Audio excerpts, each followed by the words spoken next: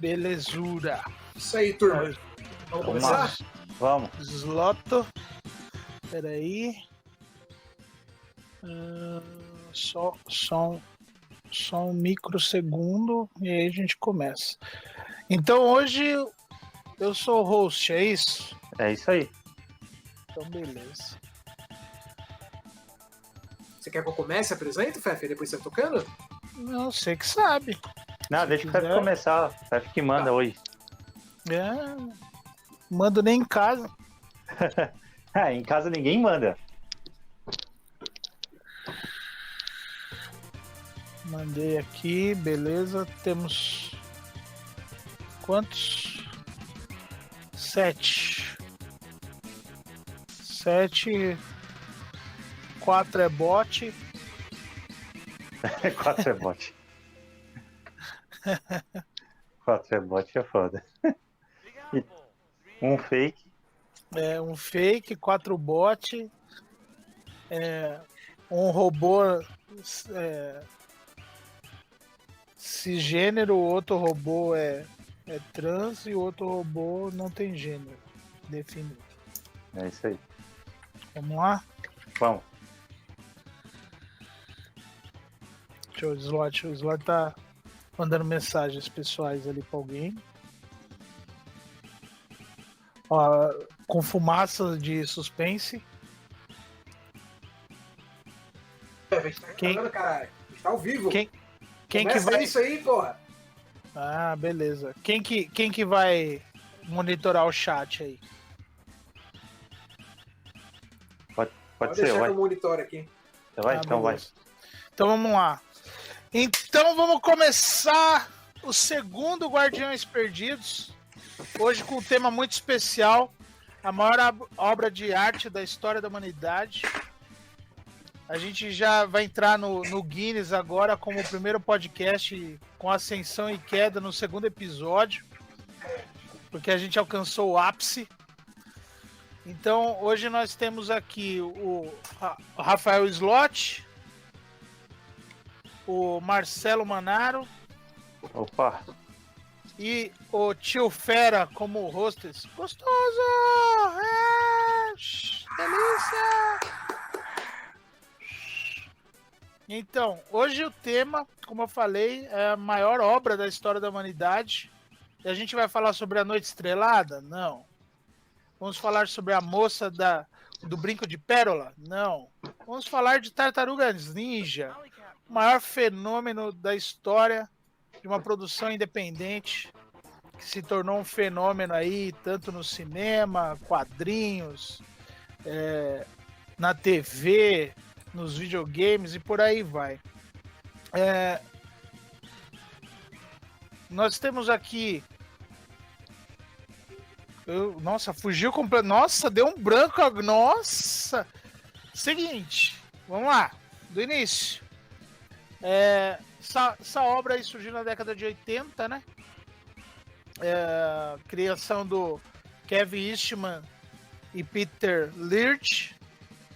E aí eu gostaria de passar a palavra aí pro Manaro, que aí a gente começa falando um pouquinho sobre as histórias em quadrinhos, da onde deu origem às Tartarugas Ninja. Bem, como o Fernando disse, na verdade, para ser mais preciso, a história em quadrinhos é lançada em 84, né?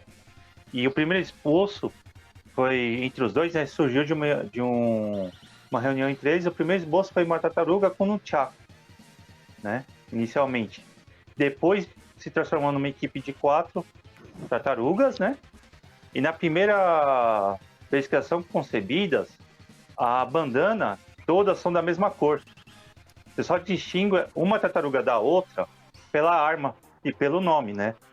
Mas como o primeiro gibi é em preto e branco, só a capa é colorida, né? Durante a história, se você pegar a mesma história que saiu pelo Pipoca Nanquim, que é um ótimo trabalho, eu vou fazer uma resenha, durante a semana eu pretendo subir um vídeo sobre a resenha, né? No nosso canal do YouTube. É preto e branco, né? E na época fez um boom, eles chegaram a vender 50 vezes o valor do preço de capa, né?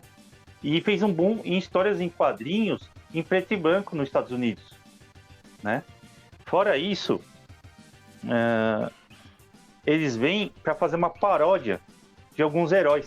Se você parar para analisar, é isso que acontece, né?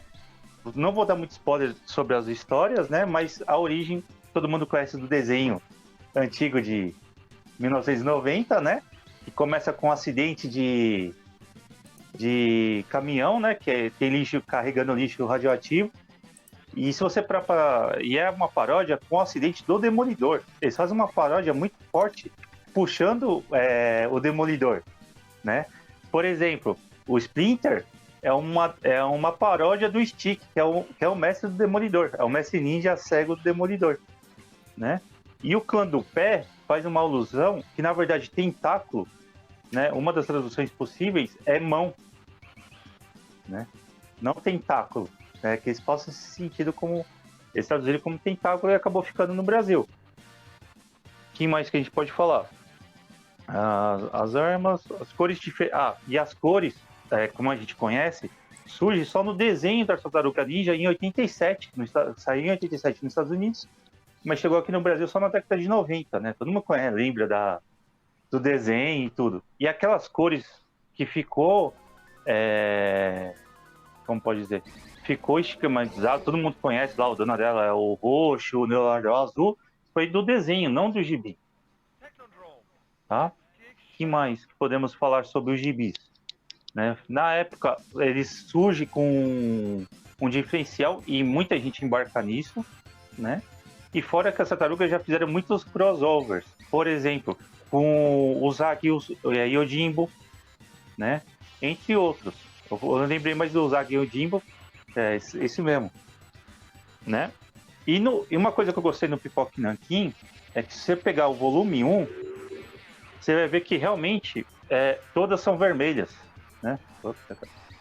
Tá vendo? Todas são vermelhas e o que diferencia mesmo é as armas, né?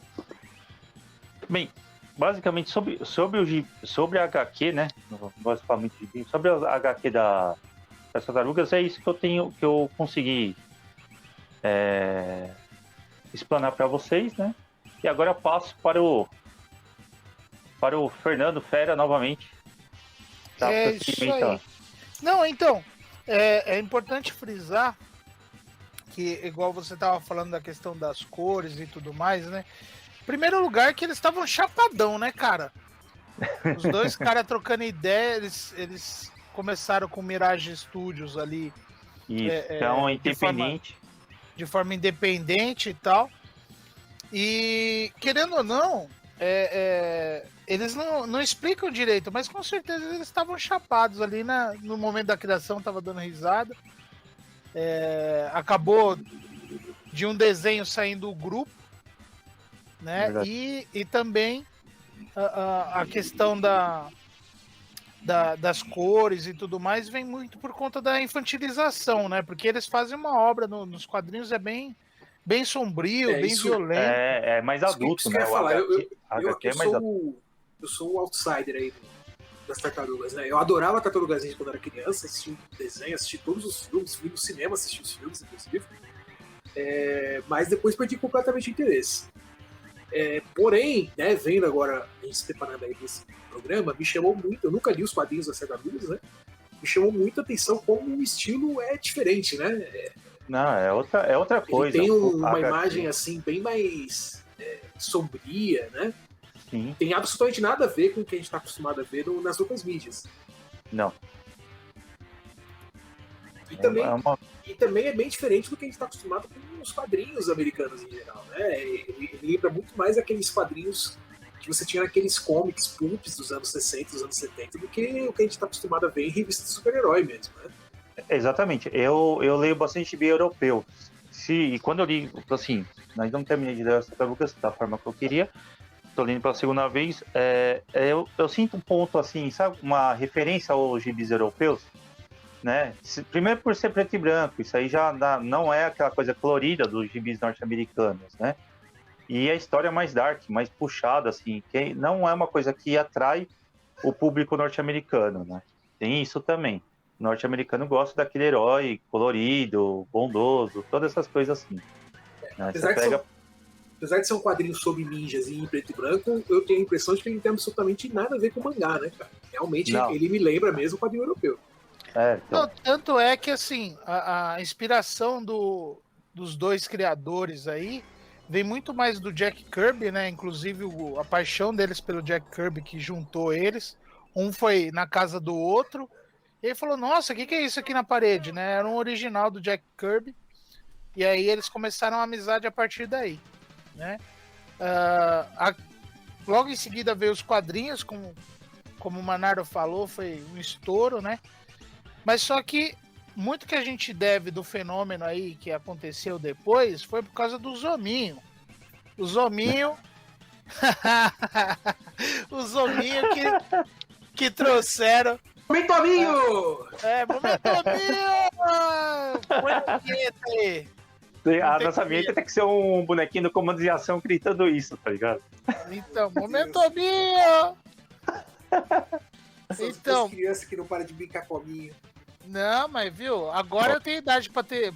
Eu tenho idade e tenho dinheiro pra ter hominho, cara. Quando eu era criança não tinha. Tipo isso. Não, mas é importante falar isso porque é o seguinte, no caso das Tartarugas Ninja... o momento Aminho foi depois de que eles estouraram na TV no cinema, né? Não. Ainda na época dos quadrinhos? Aí é que tá. História não, saiu o seriado de TV. Não, também não. Agora, não, vou contar pra vocês. Acontece o seguinte, tinha os quadrinhos, foi um fenômeno, né? Mas era quadrinhos independentes. Eles começaram com 350 cópias. O número 2 já estavam vendendo 15 mil cópias, 35 mil cópias. E aí o que acontece? Veio até eles um agente freelancer. O cara chegou no Mirage Studios, que Mirage, porque era uma Mirage, os caras trabalhavam em casa, né? É por isso que é Mirage Studios. E aí o cara chegou, terno, gravata, falou, eu tô procurando alguma coisa aí pra vender pra indústria aí de brinquedos e tal, algo bacana. E aí viu que eles tinham um boneco grande de borracha de uma tartaruga ninja genérica, né? Não tinha uma arma ali, tinha o Bo, mas só que ainda não tinha essa coisa da personalidade formada. Uhum. Então, de repente, qualquer um deles poderia usar o Bo, né? Eles eram tartarugas ninjas, adolescentes, e ninja, ele tem uma variedade de armas. E aí ele pegou esse boneco, entrou em acordo com eles, eles falaram assim, a única coisa que a gente quer é controle criativo. Ele pegou esse boneco e começou a rodar um monte de empresa de brinquedo. E ele não conseguiu, né, nenhum acordo. E aí ele foi para Playmates. Playmates era uma fabricante de bonecas, né, de Hong Kong. E os caras se interessaram porque os caras queriam entrar no mercado para meninos. Mas não tinha nenhum brinquedo, não tinha nada. E eles assinaram o acordo. E aí eles começaram a produção dos bonecos.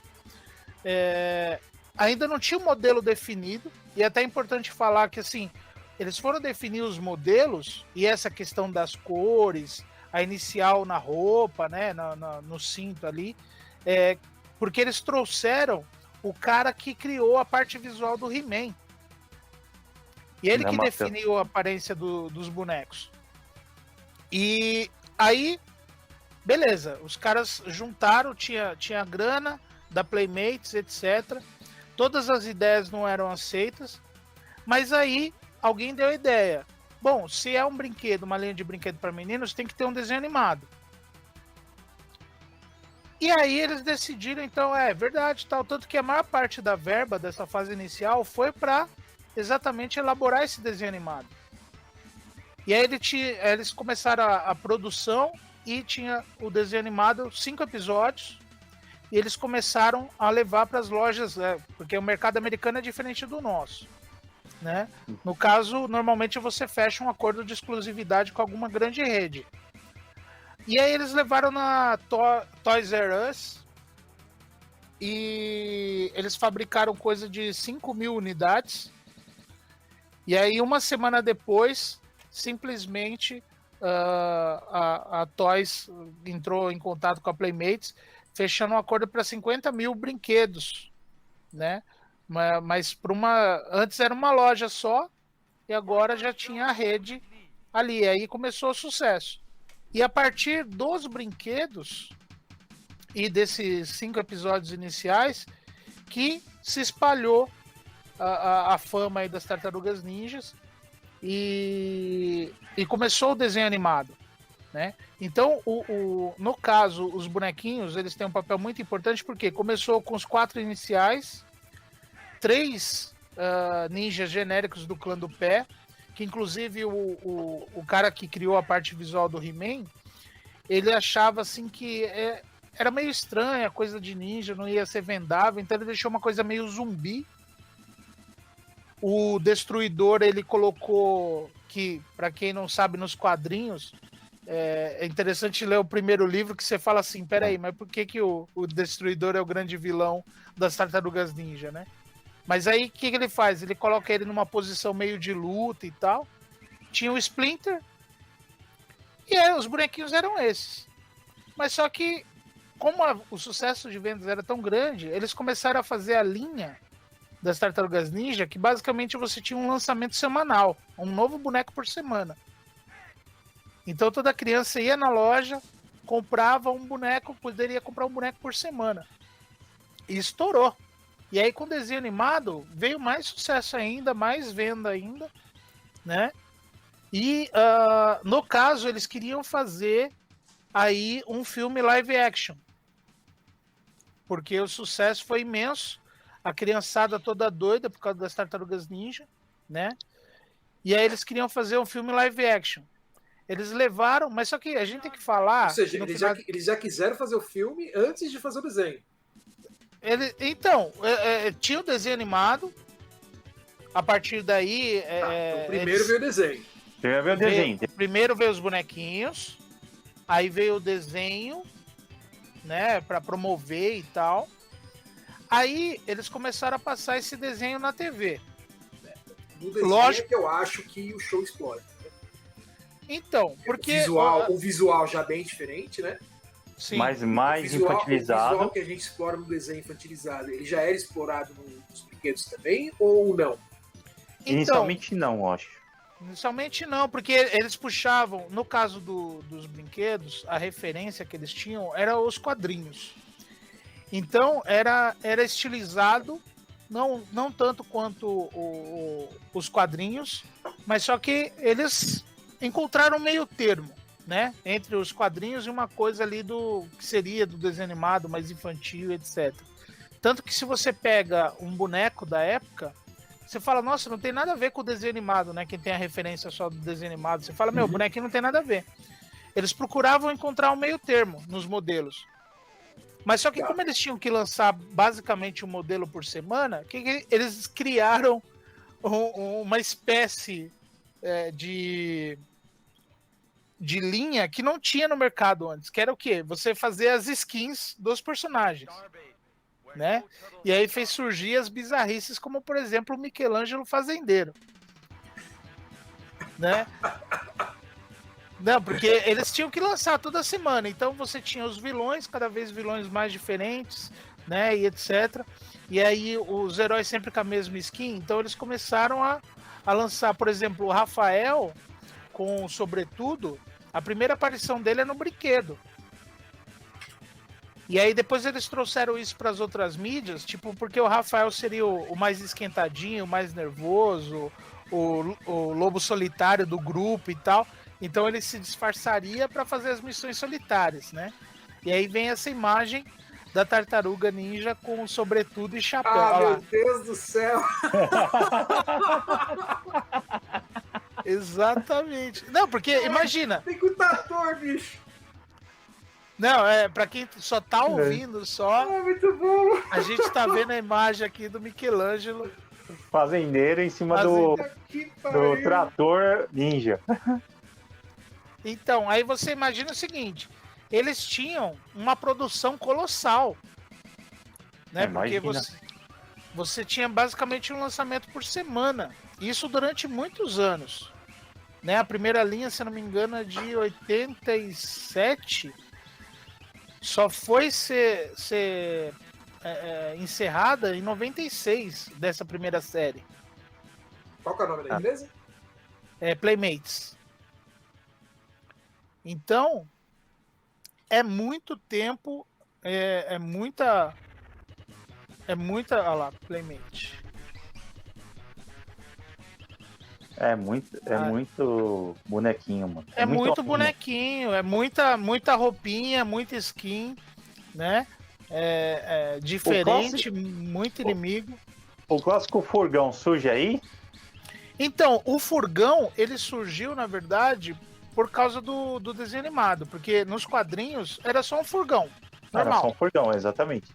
E aí o que acontece? O artista, me fugiu o nome agora, mas esse artista que criou o visual do He-Man, ele falou que era muito sem graça, o furgão e etc. E aí ele desenhou o modelo. Era um furgão simples mesmo, né? Exato. E aí ele desenhou o modelo que a gente conhece hoje em dia, né? Em formato de tartaruga, com o olho, com a boca, né? Com o casco de tartaruga no step. É aquele visual clássico do furgão das tartarugas ninja, né? E aí o que acontece? Com esse sucesso todo, com esse boom todo, eles foram partir pro live action, mas só que no final da década de 80, início da década de 90, a adaptação de quadrinhos era aquela coisa maravilhosa, né, cara? Era aquela coisa maravilhosa que a gente já sabe. E aí, simplesmente o agente deles falou assim, peraí, eles são ninjas, são artistas marciais, né? A gente não tá conseguindo encontrar nenhum estúdio que faça algo decente com eles, tanto que assim, não sei se vocês sabem da grande lenda de Hollywood, que tem um produtor que ele é muito conhecido por ele sempre querer inserir uma aranha gigante nos filmes dele, né? E aí muitos produtores tiraram o cavalinho da chuva dele, levaram para outro lugar. E a história da aranha gigante surgiu aí, porque levaram para esse produtor um roteiro base, né? Uma ideia base para fazer o filme. E aí ele falou, legal, gostei dos personagens, etc, né? Mas a gente vai fazer algumas mudanças na história, mas assim, a minha exigência para investir meu dinheiro é que o vilão, o grande vilão, o que eles enfrentam no final, seja uma aranha gigante. Aí, como o Eastman e o Lurd, eles tinham o controle criativo total, eles falaram, não, a gente não quer, porque não tem aranha gigante no universo das Tartarugas Ninja, né? E aí eles tiraram o cavalinho da chuva dele lá, tiraram ele da história, mas olha que interessante, depois teve um cara muito conhecido, aí, que ia realizar um filme do Superman aí, que hoje em dia é uma lenda também. Não sei se vocês sabem quem que é. O filme do Superman que foi cancelado. Sei. Então, no caso, o diretor do Estranho Mundo de Jack, né? Fugiu o nome agora, peraí. Tim Burton. Ele foi lá e esse cara era um dos produtores do filme do Superman. E ele queria que no final o Superman enfrentasse uma aranha gigante. Mas só que aí ele falou, explicando pro Tim Burton, né? Aí o Tim Burton falou, tá, mas como que a gente vai colocar uma aranha gigante contra o Superman, né? Não vai dar nem pro cheiro. Aí ele falou, não, mas não é uma aranha comum. É uma aranha gigante robô. Melhorou, né? Só ficou melhor. E aí, no fim das contas, deu tudo errado, não foi pra frente, etc. Mas só que esse cara produziu um filme do Will Smith. Aquele Wild Wild West, de lá que vem a aranha gigante. Wild West. Aranha gigante robô. Foi parar no filme do Will Smith. O cara conseguiu. Esse é um vencedor. Tá, mas vamos voltar para as tartarugas. Não, vamos voltar. Não, isso daí é só uma mensagem para você não desistir dos seus sonhos. É isso que eu ia Persista falar, nos não seus desista sonhos, dos seus sonhos. que um dia eles se realizam. Mas enfim, então os caras, eles queriam, o produtor deles lá, o agente deles queria, então levar para um estúdio que conhecesse sobre artistas marciais. Então ele levou para o Golden Harvest. Para quem não conhece, é uma produtora muito conhecida de Hong Kong que faz filmes de Kung Fu. Sim. E aí eles, na hora, eles gostaram da ideia, eles aceitaram. E aí eles quiseram fazer o filme das Tartarugas Ninja. Mas só que quando eles filmaram, para quem não sabe, filme em Hong Kong eles fazem em 3 meses, né?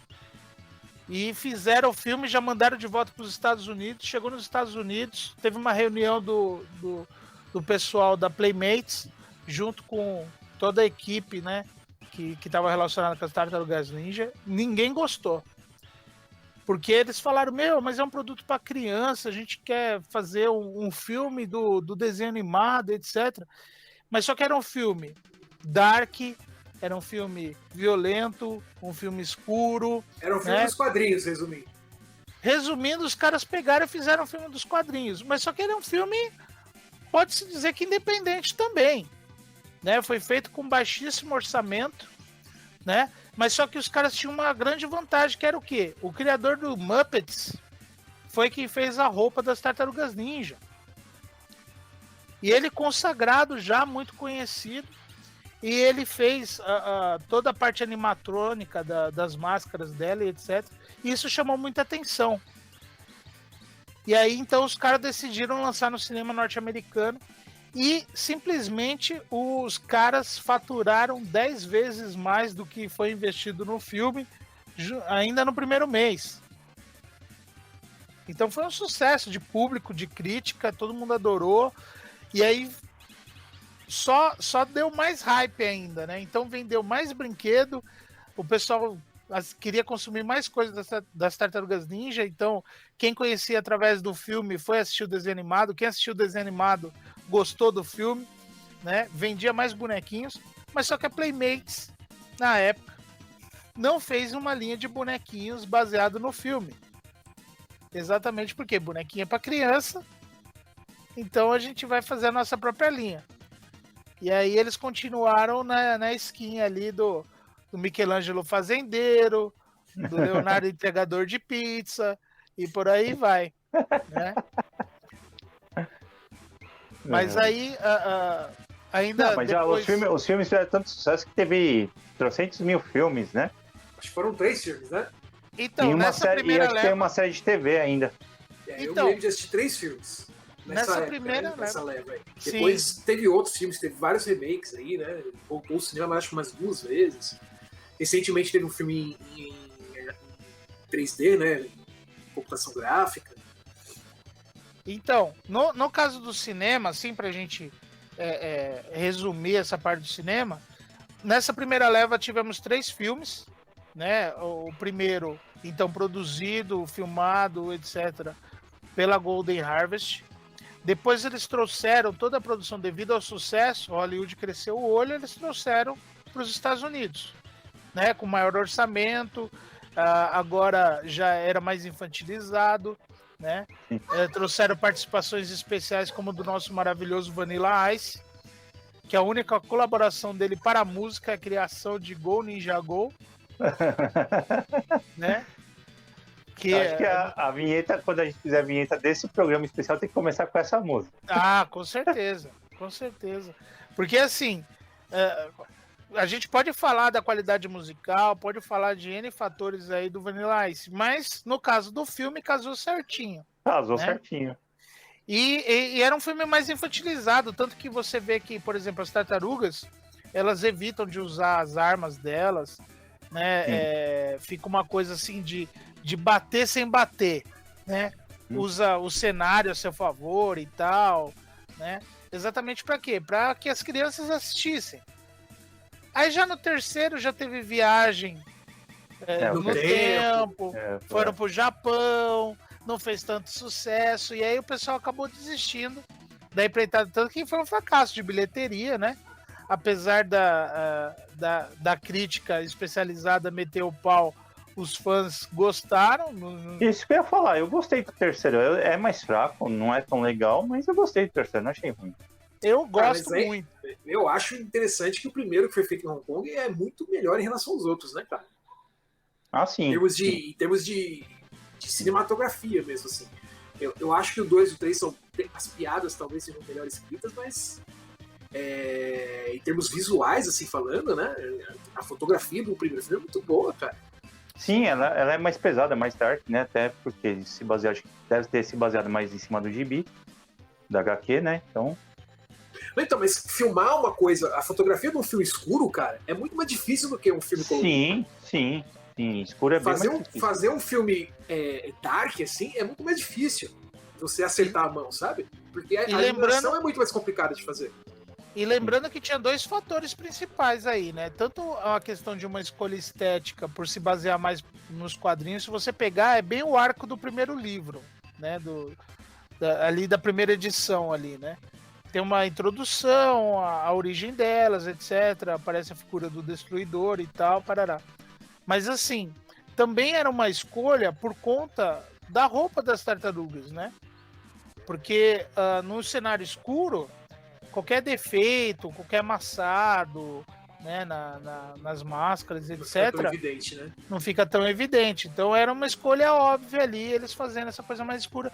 Fora que também elas são ninjas, elas se escondem da população da cidade de Nova York.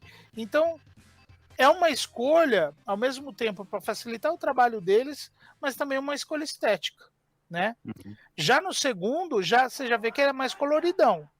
No terceiro, aí já tem cenas durante o dia, né, a luz do dia e etc. Eles andando a cavalo, que é a melhor coisa do universo. Verdade. Aquela roupa balançando enquanto eles cavalgam. Tartaruga a cavalo. Então, mas aí o que acontece? Depois a gente vai ter uma retomada só com filme animado, né?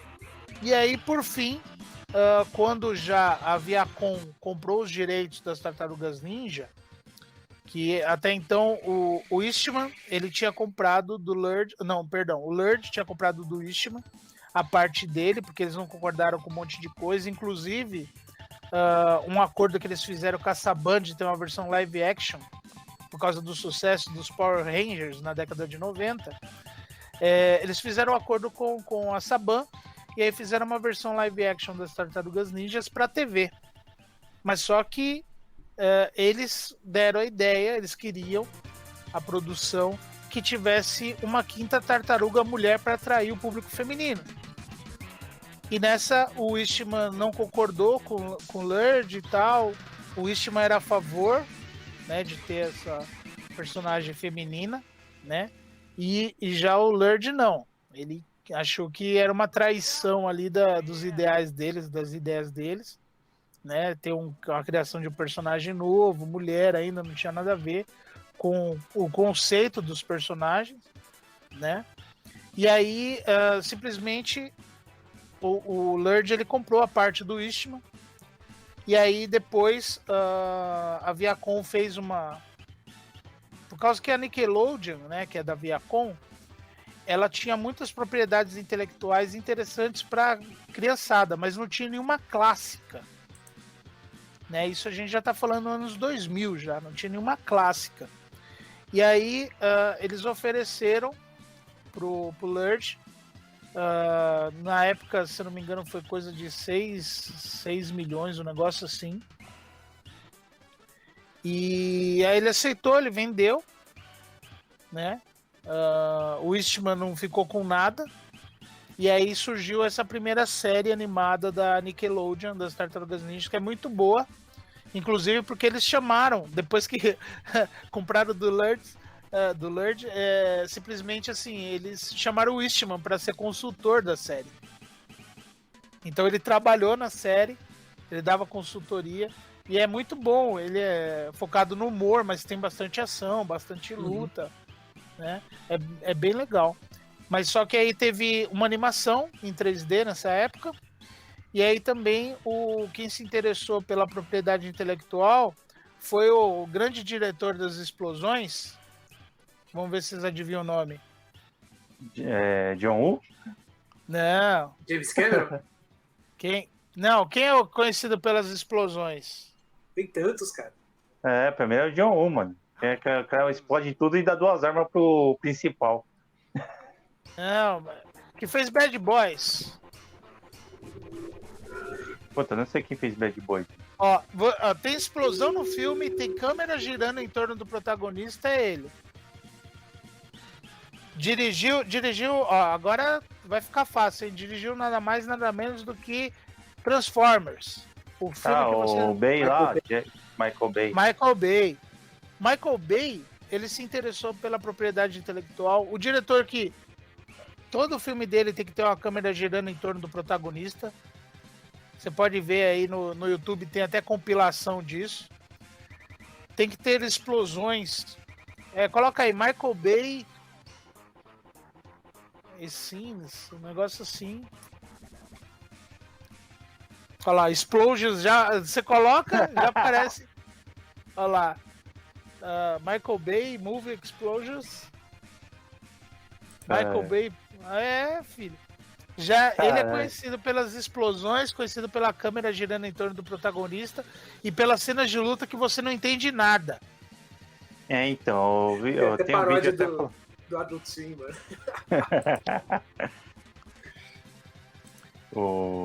Eles estão reclamando muito desse novo estilo de gravar cenas de luta de Hollywood, né? Porque você fica perdido, né? Que é aquela câmera trêmula, né? Acho que eu vi no Entre Planos, é um bom canal. Ele fala sobre essa parte da câmera trêmula, né? Na cena de ação tá dificultando muito. Assim, quem assiste dificulta ver, só que para quem faz é mais barato, entendeu? E para passar erros é mais fácil também. E no caso do Michael Bay, da série Transformers e tal, também tem uma questão como são seres totalmente gerados por computador, né? Tem a questão de que qualquer luta aparenta ser completamente artificial, né?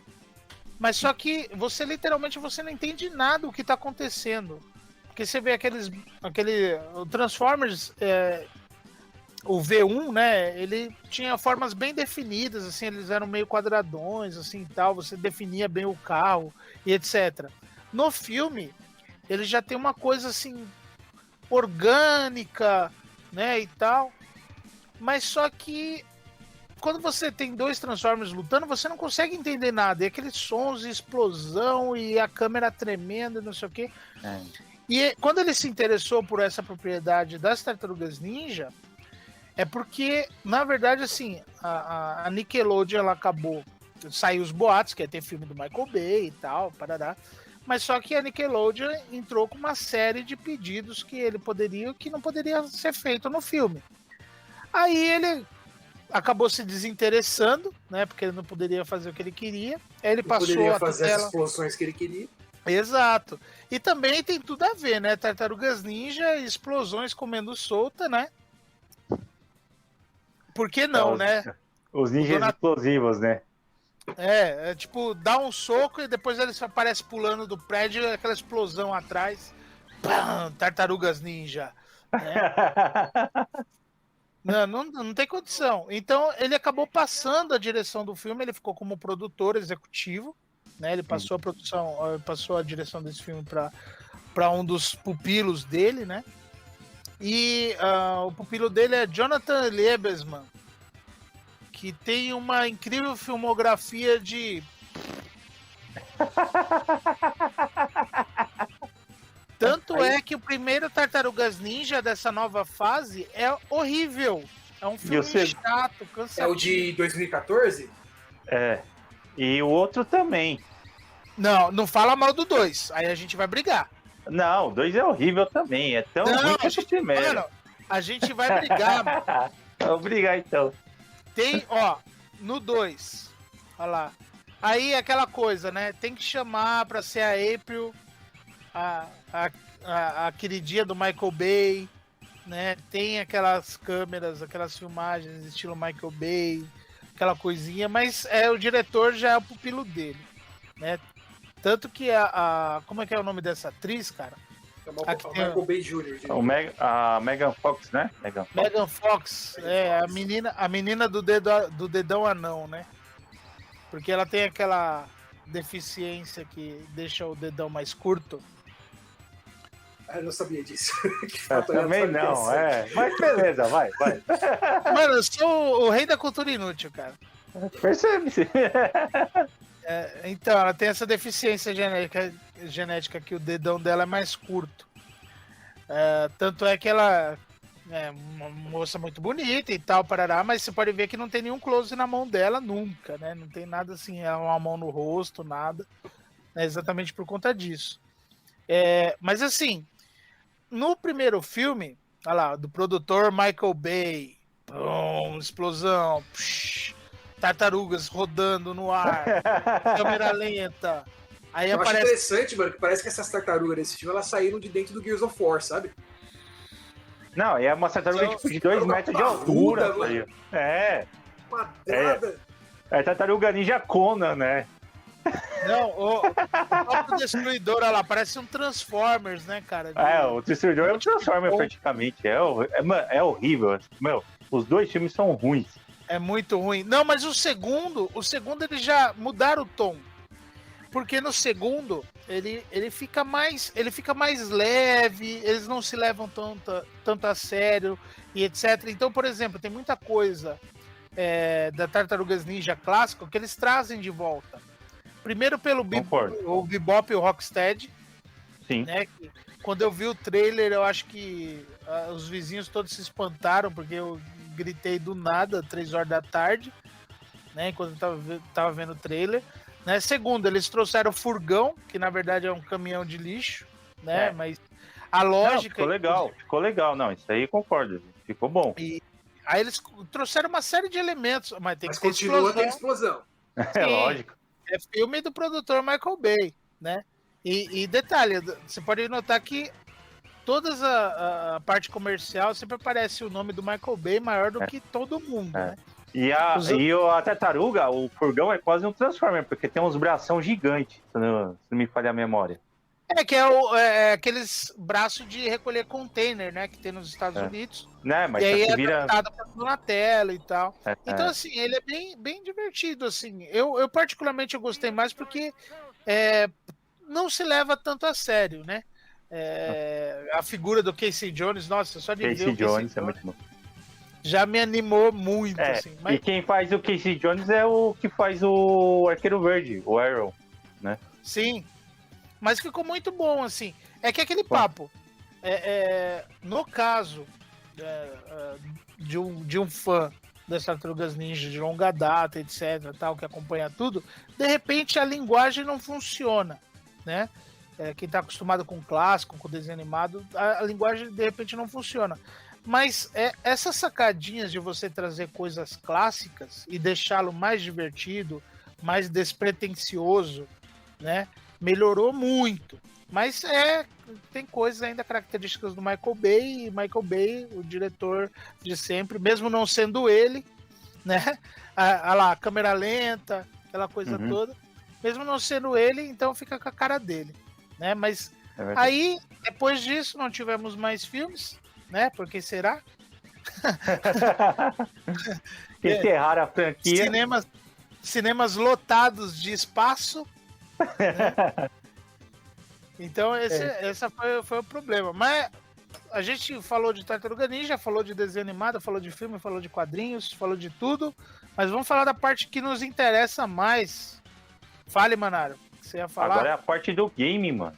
Então, faltou a parte do game. Vamos falar, já falamos de hominho, agora vamos. Parte dos joguinhos!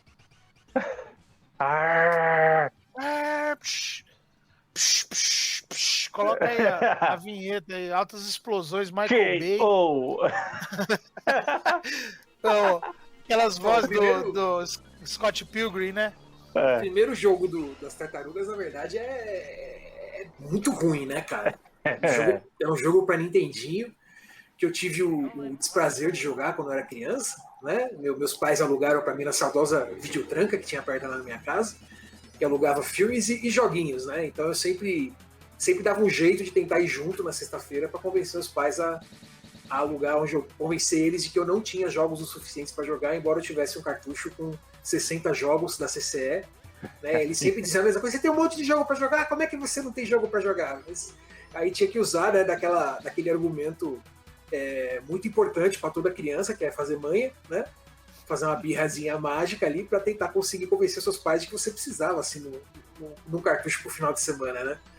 E, porra, eu adorava Tartaruga Ninja quando eu era moleque, né, cara? Então eu tive o desprazer de levar esse jogo para casa.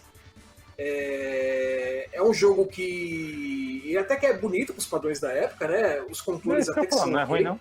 Né? Só que o pulo dele, cara, é muito ruim. É muito Sério? ruim. Nunca joguei. Você pula como se estivesse flutuando, assim, né?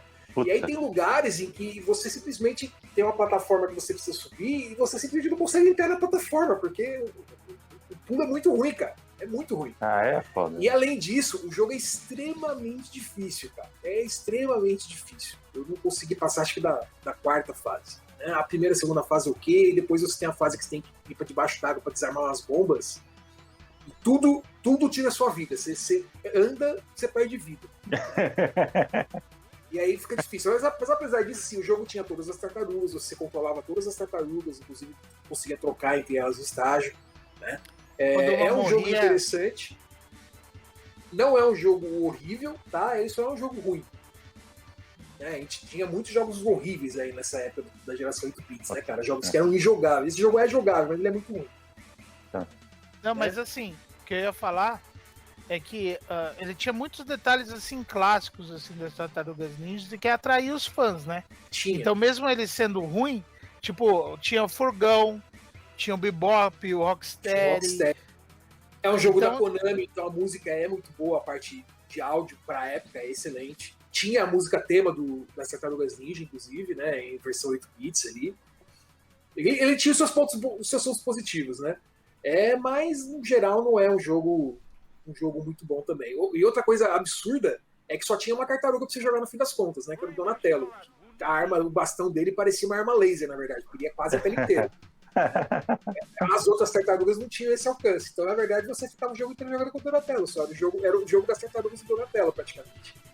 Mas aí, o lance de você trocar entre as tartarugas, assim, ele tinha um lance interessante, né? Que as tartarugas funcionavam como vidas, né? Isso. Você morria com uma, era morte permanente. Isso, era permadeath, você continuava jogando com as outras, né? E aí você tinha que saber administrar, né? Porque, por exemplo, enquanto o Donatello tinha uma arma de longo alcance e que você gostava de jogar com ele, você tinha prazer e conseguia passar as telas, se você deixasse o Rafael por último, você estava lascado. Tava lascado, porque ele tinha o menor alcance de todos. É isso mesmo. Porém, né, no mesmo ano, em 89, que saiu esse jogo para Nintendinho, a gente teve o grande e glorioso jogo das tartarugas para arcade. E esse é um clássico absoluto. Né? As máquinas eu lembro que deviam cheias. Esse gênero de jogo que a gente chama aqui no Brasil de briga de rua, né? Fez muito sucesso na época, e a Konami e a Capcom, eu acho que eles estavam no topo desse gênero, né? Eles faziam os melhores jogos desse tipo. E esse jogo das tartarugas é um exemplo de um dos grandes clássicos da Konami, né? Esse jogo das tartarugas, o jogo dos Simpsons, o jogo dos X-Men. Só que o das tartarugas e dos Simpsons eram os que a gente mais via aqui no Brasil, né? Os X-Men era difícil encontrar. Esse jogo fez muito sucesso, cara. Fez muito sucesso, tanto que gerou adaptações aí para os consoles, né? Que também são excelentes. A animação e o áudio dos jogos da Konami nessa época era muito bom, né? O som da Konami, em geral, sempre foi excelente, né? E as animações também eram muito boas. E aí você tem aí os vilões da série, né? Estão todos presentes. É um jogo que eu particularmente tenho uma memória afetiva muito boa, cara. Embora eu tenha jogado mais as versões para console, né? Que não são adaptações 100% do jogo, né? Elas têm as suas diferenças aí, mas são em geral bem... A gente tem os vilões da série bem representados também. Sim. É um jogo que tem também algumas características cômicas, assim, né, nas expressões que os personagens fazem, às vezes, nas animações de comemoração e tudo mais. De monstro. Cauabanca, clássico Cauabanca. E esse é um jogo que a gente quase sempre joga quando a gente vai na casa do Fefe, ali no arcade portátil dele, no Bartop. Não, é de lei, é de lei. Inclusive. A gente sempre joga um tartarugazinhos ali. Sucesso. Por que será? Mas Inclusive o próprio Bartop do Fefe, ele colocou lá as tartarugas na decoração. Então, somos suspeitos, eu acho, pra falar desse jogo. Não, aquele assim, né? Se eu for fazer um tour aqui pelo meu escritório aqui de coisa das tartarugas ninja, né, cara? Mas o que mais surpreende, assim, do arcade foi o seguinte, cara. No Brasil, na época, a gente tinha basicamente só arcade da Taito e tinha de uma outra empresa aí que eram arcades piratas. Né? Então, você via esses jogos de briga de rua aí, era 2 controles, normalmente assim, depois do sucesso do Street Fighter, assim, tipo, todos vinham com 6 botões, mesmo que não usasse, né? Mas só que a primeira vez que eu vi o arcade com 4 controles, cada um com a cor de uma tartaruga, e 2 botões, foi lá no antigo shopping Arthur Alvim, em São Paulo, que hoje em dia deve ser um baita de um estacionamento. Não é nada, tá abandonado. Tá abandonado. Teve uma época que... então, eu joguei a primeira vez com 4 pessoas, e assim, era cercado de gente em volta, porque... Era difícil jogar, porque era lotado, E era no último andar, a parte dos fliperamas e dos brinquedos, e tinha do lado, uma da outra, era a máquina dos Simpsons e a máquina das Tartarugas Ninja. E aquele setor ali tinha um monte de fliperama. Dessas duas ainda tinha uma máquina de Capitão Comando. Exato, mas só que Capitão Comando era pra galera que podia jogar enquanto esperava a vez de jogar nas Tartarugas Ninja ou no Simpsons. Quem não tinha dinheiro pra jogar, só tinha dinheiro pra jogar uma ficha, né? Depois veio a história do cartão e tal. Nossa, ficava no meio da multidão esperando uma oportunidade de jogar.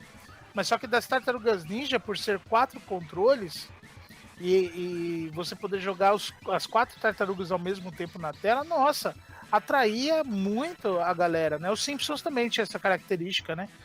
E a galera se amontoava ali, mas só que o fliperama é feito para comer ficha das pessoas para ganhar dinheiro. Então revezava muito rapidamente.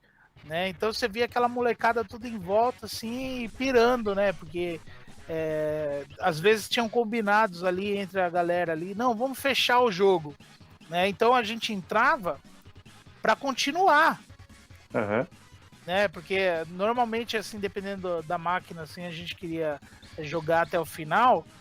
Você esperava a pessoa morrer, aí você ia lá na tela de continue, apertava até acabar, e aí depois você entrava com um novo jogo. No caso das Tartarugas Ninja, dos Simpsons, tinha uma febre assim de tipo, vou revezar, mas só que eu vou continuar, né? Eu vou entrar com continue, né? E aí eu vou ficar jogando indefinidamente. Nossa, era fenomenal. E essa fase no Shopping Arthur Alvim ali... Nossa, eu joguei muito nesse no Shopping Arthur Alvim, cara. Também. Eu cheguei aí a pé algumas vezes pra...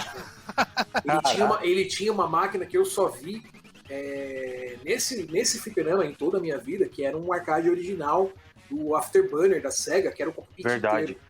O Afterburner 2, inclusive, que era aquele cockpit que se mexia e tal. Isso que eu ia falar, eu adorava jogar mexia. Aquilo, cara. Mas só que quase ninguém jogava porque era 4 fichas. Eram 4 fichas. É muita sacanagem essa história de 4 fichas, mano. Tinha máquina aqui que era no Brasil, duas, a gente tem uma grande tradição de máquina pirata, né? Enfim. Só que nesse arcade aí do Arthur Alvim, eles tinham umas máquinas originais, dessas raras mesmo, cara, que são caras, inclusive, que eram caras mesmo lá no Japão, como essa, por exemplo, do Afterburner, né? Eu lembro de ter jogado lá também um arcade da Namco, que foi, acho que, um dos primeiros jogos 3D. Não lembro o nome agora, cara. Eu joguei, nesse shopping eu joguei aquele da SEGA, que era holográfico. Holográfico? Esse daí eu joguei no Shopping Arthur Alvim, cara. Eu joguei no Shopping Arthur Alvim, mano. É que você tá falando, eu joguei, só que eu joguei no Shopping Aricanduva. Pô, eu não lembro desse não, hein?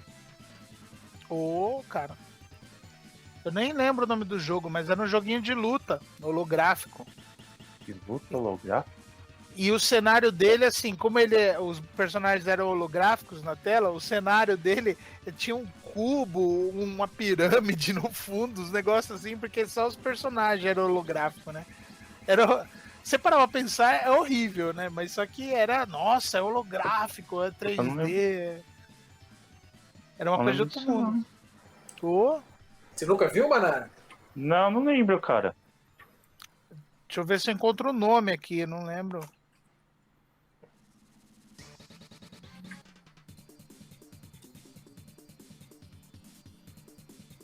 Era um de luta, cara. É esse aqui, ó. Você já encontrou aí?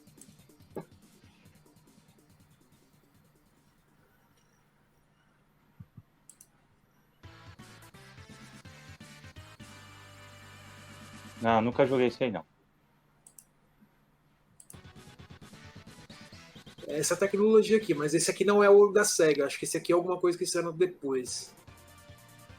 Isso aí não joguei, não. Deixa eu ver se eu acho da SEGA.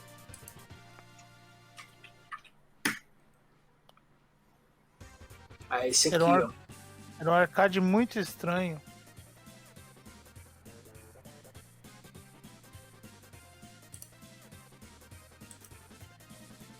Esse mesmo. Na realidade, é muito simples, né? Ele tem uma tela que está embaixo do arcade e aí ele tem um conjunto de espelhos muito bem calibrados, em diversas posições ali. E quando você olha pro arcade, você vê a imagem em holografia, você vê a imagem em 3D.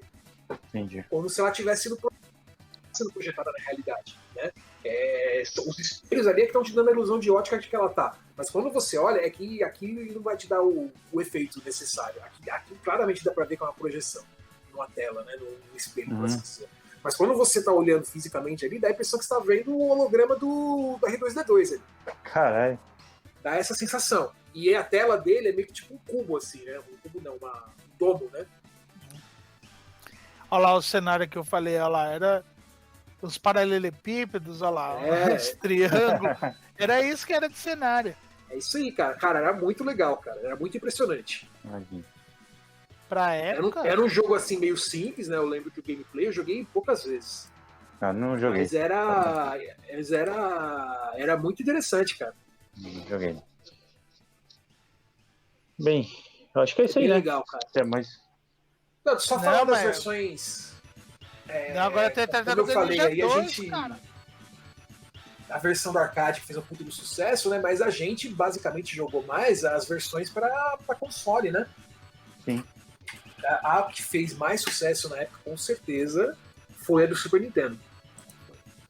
Né? O Turtles in Time. Ah, joguei isso aí. Né? Todo mundo jogou e jogou muito. Bastante. Né? Esse jogo sensacional. Assim, quando eu digo que ele é uma adaptação, ele é uma adaptação na estética, algumas das animações, nos golpes, mas esse jogo do Super Nintendo ainda ele tem várias fases que ainda são quase iguais às fases do arcade, né? Mas ele é um jogo que é bem diferente, assim, ele é um jogo próprio. Esse jogo era muito bom, cara. Ele tinha o lance de aproveitar os efeitos da Mode 7, que dava pra você arremessar os personagens em direção à tela. Né? Ah, verdade. Que era muito bonito, era muito bacana. Puta, esse foi quem jogava aí em locadora pra jogar por hora, com certeza jogou muito esse jogo, cara. Esse jogo fez muito de um sucesso. E é um jogo sensacional, né? Muito querido. Acho que deve ser o jogo das tartarugas aí mais bem quisto por todo mundo aí. E que todo mundo mais jogou na época, né? E lembrando que depois esse daí fez o caminho contrário, né? Porque assim, as tartarugas na Nintendo, teve o Tartarugas Ninja 1, Tartarugas Ninja 2, que era uma adaptação do jogo do arcade pro Nintendinho. Sim. Depois teve o Tartarugas Ninja 3. Que era pra Game Boy? Não, Manhattan Project do Nintendinho. Então, primeiro saiu pra Game Boy e aí depois eles lançaram pro Nintendinho. É que do Game Boy eles lançaram uma série separada que ele era meio que plataforma, né? Ele era um beaten up meio plataforma, assim. Era mais parecido com o Turtles 1, né? E aí, quando saiu o Turtles in Time, ele saiu como Tartarugas Ninja 4, no Super Nintendo. Turtles 4, né? Exatamente. E ele fez o caminho contrário, porque depois ele saiu pra arcade, né? Como Turtles in Time só. É verdade. E esse jogo, ele tem também uma versão refeita para PlayStation 3 e Xbox 360, que é muito ruim, cara. É ruim. É muito ruim, cara. Eu joguei do começo ao fim. Assim, remake é um negócio que, como você faz, existem acho que 2 caminhos básicos para você fazer um remake. Né? Um é você refazer tudo só se inspirando no original, é tipo uma releitura. Né? E o outro é você refazer o jogo meio que 1 para 1. Né? Alguns até chamam isso de remaster, mas eu só considero remaster quando é o mesmo jogo, apenas um pouco melhorado. Quando você refaz os assets, eu considero que é um remake. Né? E existem bons remakes, né? Por exemplo, o remake dos jogos do Mario para Super Nintendo, né? O Super Mario All Stars, é um bom remake. O remake do Shadow of the Colossus para Play 4 é um bom remake. Fenomenal. O remake que eles fizeram pro jogo no PlayStation 360 é uma porcaria. Ele é uma porcaria não porque os gráficos sejam feios, ele até que é bonito, é um estilo diferente, mas ele até que é bonito. O problema são os controles, cara. Você quer fazer um remake 1 para 1, você tem que ser que o jogo sinta como era o original, né? Porque quando você pega um remake de um jogo que todo mundo jogou e jogou pra caramba, se o cara pegar o controle e o jogo for diferente, a memória muscular do cara na mesma hora fala, mano, isso tá errado, cara. Que negócio é esse? É verdade, verdade. Você vê na tela uma coisa, mas só que na mão é outra, cara. Completamente diferente, Esse jogo não deu certo. E a gente teve também o jogo, a versão pra Mega Drive. E isso é um negócio que era muito comum na época dos 16 bits, que eu acho que é muito engraçado, né? Os caras pegaram e lançavam um jogo. Aí lançavam um jogo, sei lá, o jogo das tartarugas. Aí tinha a versão pra PlayStation, tinha a versão pra Mega Drive e tinha a versão pra Super Nintendo. Os jogos eram diferentes, cara. Eles lançavam na mesma época, às vezes no mesmo dia, e os jogos eram diferentes. E esse é um dos casos, né? O que eu acho engraçado desse jogo do Mega Drive, apesar dele ser parecido, ele ter mais ou menos a mesma estética e tudo mais, tem algumas fases que são iguais também, é que na abertura, a hora que mostra as tartarugas, não é as tartarugas do desenho animado igual o jogo do Super Nintendo, é as tartarugas dos quadrinhos, cara. É mesmo? Eu nunca reparei nisso. Pode prestar atenção, cara. Deixa eu até colocar aqui pra vocês. Olha lá, ó. Não, mas antes aparece as coloridas, não é? É as tartarugas do quadrinho, cara. Não, a do Super Nintendo é as tartarugas do desenho. Ah, tá. Aí sim. No Mega Drive, não. O Mega Drive sempre tinha aquela visão de ser um videogame mais radical, mais pros adolescentes, e o Nintendo ser mais pra criança, né, cara? Uhum. Os caras levaram isso mais a sério aí no jogo das tartarugas. Bacana. A versão do Super Nintendo, as tartarugas são as tartarugas. São as tartarugas coloridinhas, quer ver?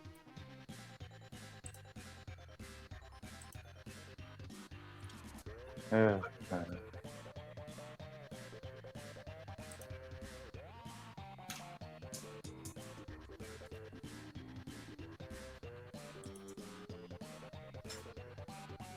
O que me deixou mais chocado, na verdade, da versão do Mega Drive... As tartarugas, elas já têm as carinhas do desenho animado, cara. Puxava bem do desenho animado. Mas o que me chocou mais na versão do Mega Drive, na época, assim... Eu meio que fui esperando jogar uma versão do Turtles in Time. E aí, tipo, a primeira tela é no esgoto. É totalmente diferente, né, cara? Tem uma outra tela que é igual. Bom, depois desses jogos aí, as tartarugas elas ficaram relegadas aos portáteis, né? E para jogos de celular. A gente só foi ter um jogo das tartarugas de novo. Esses jogos, o Turtles in Time e o Hyper Sunrise são de 92, né? A gente só foi ter um jogo para console, propriamente dito de novo, no PlayStation 2. E esse jogo eu joguei uma vez só na casa do Manara, inclusive. Nossa, eu nem lembro que eu tinha isso. Eu joguei na tua casa, cara. Puta, nem eu lembrava que eu tinha esse jogo. É que Eu o Play nem 2 vou é jogo pirata, mano. Ah, lembra esse jogo. É uma bosta. Jogo da Konami também, igual os jogos lembrei. do arcade e do Nintendinho, né? Mas é um briga de rua também, só que 3D. Não era ruim, não. Era divertido. Dá pra tirar um lazer. Não, mas é um jogo legal pra você jogar com a galera. Sozinho não era legal. Era divertido. Eu lembro que a gente Não, jogou ele umas é 2 horas baseado... seguidas isso aí. Acho que a gente até fez sinal, cara. Ele é baseado perfeito. no filme de animação, né, das Tartarugas Ninja, né, que eles retornavam, que eles tinham se separado e tal. E a primeira tela, inclusive, é no exílio do Leonardo, né? A primeira tela, né? Que você joga com o Leonardo, que ele vai escalando umas cachoeiras e tal. Nossa, eu joguei muito isso daí. Os jogos seguintes que saíram, eles todos têm esse mesmo estilo, né? Embora sejam de empresas diferentes, a gente tem um jogo da Ubisoft e a gente teve recentemente um jogo da Activision para PlayStation 4, que é de 2016, que também segue mais ou menos esse mesmo estilo de gameplay. A gente teve mais jogos para portátil, mas hoje em dia, aí, nos últimos 4, 5 anos, basicamente as tartarugas elas ficaram relegadas a jogo para celular, né? E a participação especial em outros jogos, né? Então a gente teve o jogo a gente teve tartarugas para Smite, a gente teve tartarugas no Injustice, né? Mas um jogo solo das tartarugas mesmo já tem alguns anos aí que a gente não tem. E Mas com é um essa bom legado, franquia né, de cara? filme, com certeza não vai ter, né?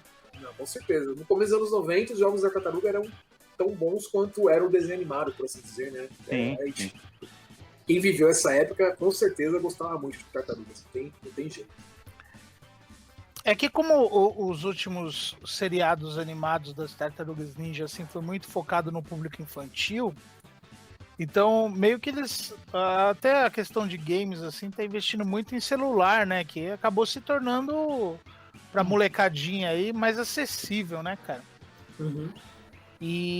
Mas tem alguns jogos bem divertidos, assim, tem alguns, assim, com uma jogabilidade simplificada, assim, meio Lego, né? Quem jogou já algum jogo do Lego de celular, assim, sempre para você dar um toque, on rails, né? Coisa bem simplificada e segue nessa lógica. Por quê? Para que as crianças pequenas possam jogar tranquilamente, né? Bom, enfim, tartarugas eu acho que é um daqueles grandes casos, assim, que as coisas acontecem de forma muito inesperada, né, cara? Um quadrinho independente, né, que começou como uma paródia. Sim. E de repente transformou-se em uma franquia com filme, desenho, brinquedo a todo quanto é canto. É um negócio bem impressionante, né, cara? Não, e com um legado enorme, né, cara? Você É gigantesco. A importância, né, na indústria dos brinquedos, né? Porque hoje em dia, se você colocar na loja qualquer playset das Tartarugas Ninja, vende mais do que qualquer outra franquia, né, cara? Tipo, um playset de esgoto, um playset do quartel do Clã do Pé, um playset do esconderijo das tartarugas. Meu, acaba vendendo porque tem colecionador no mundo inteiro, né? Aficionado no mundo inteiro. E cada vez mais assim a gente vê esses descansos, né? Como teve no caso antes da Nickelodeon. E agora você vê que a Nickelodeon ele emendou, né, uma série das tartarugas que foi cancelada com outra, né, que eles quiseram dar uma repaginada, uma renovada no visual das tartarugas, uma distinção maior ainda, né, na personalidade de cada uma. Uhum. Eles deram um tiro no pé. Né? Então você vê que desde a última série aí, que foi cancelada também, tipo, eles estão dando um descanso na franquia. E com certeza ele voltando vai ser uma nova febre, né, cara? É isso aí. Finalizando então, galera. Isso aí. Fecha aí, mensagem final aí. É sua? Você que é o dono do programa aí. Não, mas se vocês quiserem dar algum recado, mandar um beijo pra Não, o recado meu pai, minha tia. Acompanha a gente, né? Até sábado que vem. O recado por favor, acompanhe as nossas redes sociais aí, no Twitter, twitter.com/Guardiões Perdidos. Né? No YouTube a gente não lançou o canal ainda, a gente pretende lançar essa semana, que é também youtube.com/Guardiões Perdidos. E nos siga aqui na Twitch também, nos ajuda bastante. Para a gente poder trazer mais conteúdo, a ideia é a gente subir vídeos no YouTube também, né? Essa semana eu pretendo fazer a resenha do material do Pipoca Nanquim, das Tartarugas Ninjas, para acompanhar essa live que fizemos hoje. Sejam bem-vindos ao canal e dá uma força seguindo a gente. Isso aí.